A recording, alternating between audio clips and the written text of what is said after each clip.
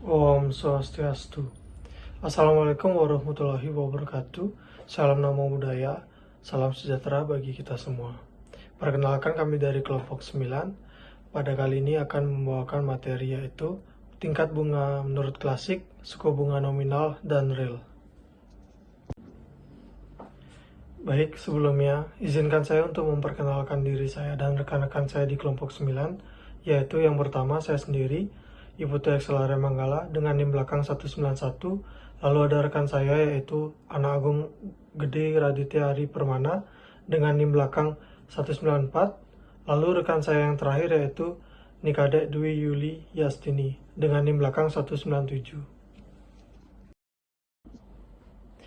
Baik, selanjutnya pada presentasi kali ini, kami dari kelompok 9 mempunyai 4 sub pokok bahasan, yaitu yang pertama, perkembangan status dan kedudukan Bank Indonesia, yang kedua, tujuan dan tugas pokok Bank Indonesia, yang ketiga, hubungan Bank Indonesia dengan pemerintah dan dunia internasional, dan yang keempat yaitu Dewan Gubernur, independensi, akuntabilitas, dan transparansi Bank Indonesia.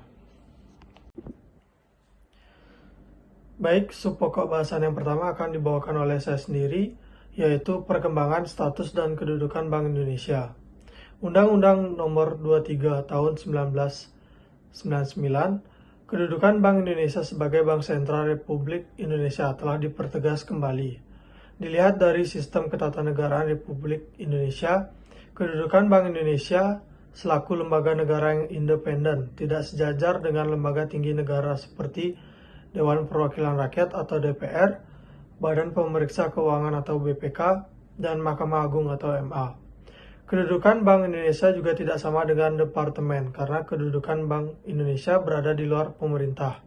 Status dan kedudukan yang khusus tersebut diperlakukan agar Bank Indonesia dapat melaksanakan peran dan fungsinya sebagai otoritas moneter secara lebih efektif dan efisien. Next.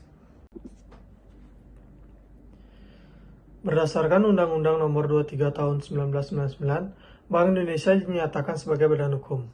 Dengan status tersebut, Bank Indonesia mempunyai kewenangan untuk melakukan perbuatan hukum termasuk mengelola kekayaannya sendiri, terlepas dari anggaran, pendapatan dan belanja negara atau APBN. Selain itu, Bank Indonesia juga berwenang membuat peraturan yang mengikat masyarakat luas sesuai dengan tugas dan kewenangannya, dan dapat bertindak atas nama sendiri di dalam dan di luar pengadilan. Baik, untuk selanjutnya, pokok bahasan yang kedua yaitu tujuan dan tugas pokok Bank Indonesia. Saya akan menjelaskan tugas Bank Indonesia terlebih dahulu, yaitu Bank Indonesia mempunyai satu tujuan tunggal, yaitu mencapai dan memelihara kestabilan nilai rupiah. Hal tersebut menjadi tugas pokok Bank Sentral di setiap negara dalam kaitannya dengan ruang lingkup ekonomi mikro di Indonesia.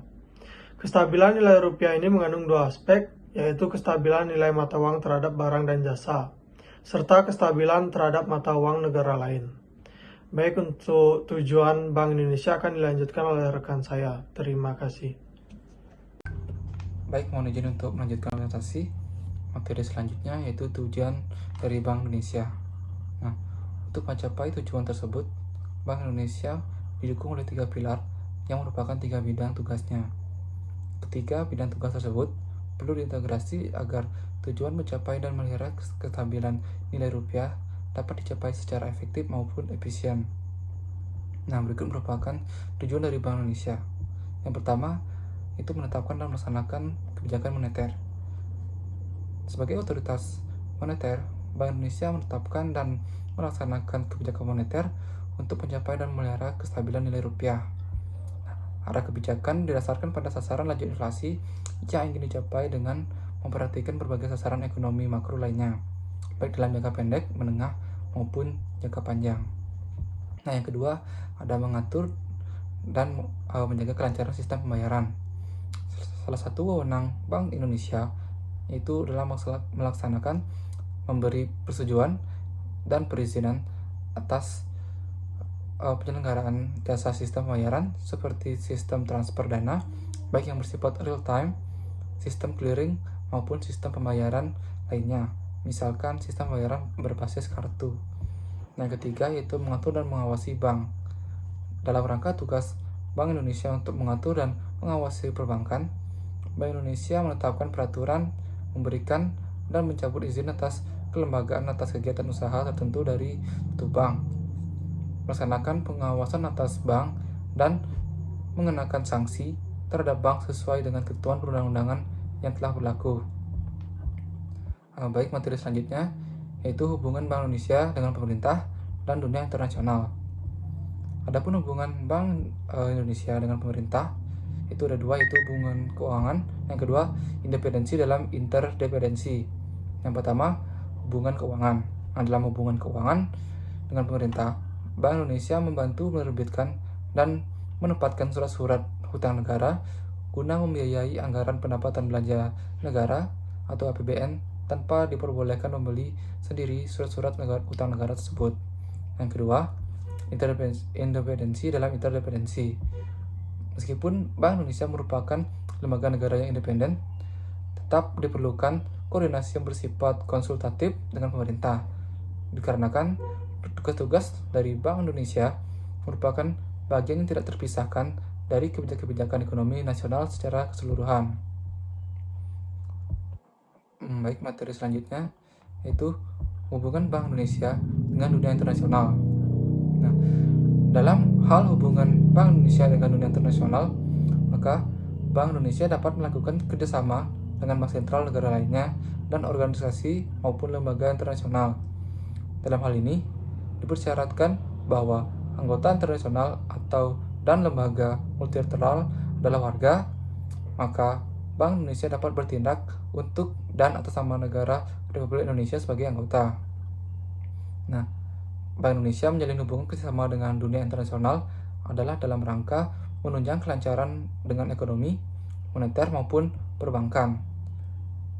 Bank Indonesia menjalin hubungan kerjasama internasional dapat meliputi bidang-bidang intervensi bersama untuk stabilan nilai pasar valuta asing, penyelesaian transaksi lintas negara, hubungan koresponden, tukar-menukar informasi mengenai hal-hal yang terkait dengan tugas-tugas bank sentral, pelatihan atau penelitian di bidang moneter dan sistem pembayaran. Baik, sekian dari presentasi dari saya. Selanjutnya akan dilanjutkan oleh rekan saya. Terima kasih. Baik, izin melanjutkan. Sebelumnya, perkenalkan saya Nikadek Dewi Lusni Dewi dengan NIM akhir 197.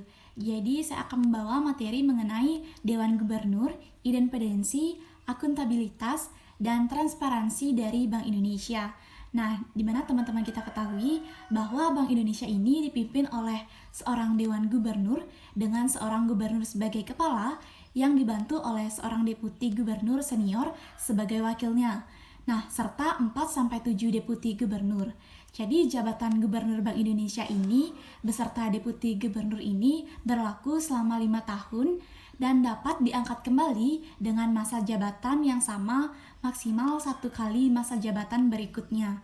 Di mana Gubernur Bank Indonesia ini beserta deputi Gubernur Bank Indonesia diangkat oleh Presiden Republik Indonesia dengan syarat persetujuan dari Dewan Perwakilan Rakyat atau yang kita kenal dengan DPR.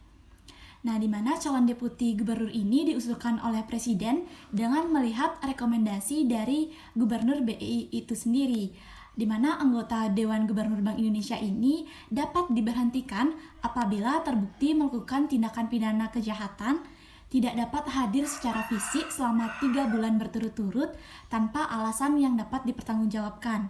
Selain itu, tidak mampu memenuhi kewajiban kepada kreditur, berhalangan tetap, serta bila mengundurkan diri. Selain dari alasan tersebut, Presiden RI juga tidak bisa memberhentikan anggota Dewan dari Gubernur Bank Indonesia. Baik, untuk selanjutnya itu mengenai independensi.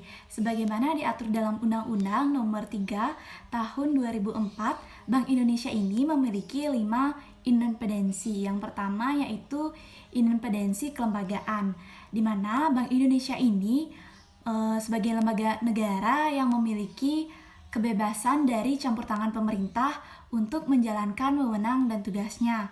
Yang kedua, mengenai independensi sasaran akhir, di mana Bank Indonesia ini dalam menetapkan sasaran akhirnya, kebijakan moneter yaitu sasaran inflasi mempunyai tingkat independensi yang rendah karena harus berkoordinasi dengan pemerintah. Yang ketiga, mengenai independensi instrumen, yaitu Bank Indonesia memiliki kewenangan untuk menetapkan sendiri sasaran-sasaran moneternya dan melaksanakan pengendalian moneter dengan menggunakan berbagai instrumen moneter yang lazim digunakan. Yang keempat, ada independensi personal, di mana Bank Indonesia memiliki kewenangan untuk menolak atau mengabaikan interferensi dalam bentuk apapun dari pihak manapun. Selanjutnya yang terakhir yaitu mengenai independensi keuangan, di mana Dewan Gubernur mempunyai kewenangan untuk menetapkan anggaran tahunan Bank Indonesia yang meliputi anggaran kegiatan operasional, anggaran kebijakan moneter, sistem pembayaran, serta pengaturan dan pengawasan perbankan. Baik, untuk independensi mengenai ini sekian. Baik, selanjutnya adalah akuntabilitas dan transparansi dari Bank Indonesia. Nah, di mana Bank Indonesia ini secara reguler menyampaikan pertanggungjawaban pelaksanaan kebijakan moneter kepada DPR sebagai bentuk akuntabilitas Bank Indonesia dalam melaksanakan tugas dan wewenang yang telah ditetapkan oleh undang-undang. Pertanggungjawaban kebijakan moneter ini dilakukan dengan penyampaian secara tertulis maupun secara lisan atas pelaksanaan dari kebijakan moneter secara triwulan dan aspek-aspek tertentu kebijakan moneter yang dipandang perlu. Nah, agar kebijakan moneter ini dapat bekerja secara efektif, komunikasi yang terbuka antar Bank Indonesia dengan masyarakat sangat dibutuhkan. Oleh karenanya, kebijakan moneter Bank Indonesia senantiasa dikomunikasikan secara transparan kepada masyarakat. Untuk komunikasi tersebut juga sebagian dari akuntabilitas kebijakan moneter dan peran dalam membantu pembentukan ekspektasi masyarakat terhadap inflasi ke depannya. Melalui komunikasi ini, Bank Indonesia mengajak masyarakat untuk memandang dan ditetapkan dalam sasaran yang diumumkan. Oleh karenanya, komunikasi kebijakan moneter dilaksanakan dengan terus-menerus memuat pengumuman dan penjelasan tentang sasaran inflasi ke depannya. Kerangka kerja dan langkah-langkah kebijakan moneter ini yang telah dan akan ditempuh adalah jadwal rapat Dewan Gubernur atau kita kenal dengan RDG, serta hal-hal yang ditetapkan oleh Dewan Gubernur. Komunikasi dari kebijakan moneter ini dilakukan dalam bentuk siaran pers, konferensi pers setelah rapat Dewan Gubernur, publikasi tinjauan atau laporan kebijakan moneter yang memuat latar belakang pengambilan keputusan maupun penjelasan belakang pengambilan keputusan. Baik, sekian materi yang saya paparkan. Terima kasih untuk teman-teman semua dan kepada Ibu dosen telah menonton presentasi ini. Untuk akhir kata, apabila ada kesalahan kata yang kami ucapkan saat presentasi, mohon maaf. Dan akhir kata saya tutup dengan Parama Santi. Om Santi Santi Santi Om. Wassalamualaikum warahmatullahi wabarakatuh. Shalom, Namo Buddhaya, dan salam sejahtera bagi kita semua.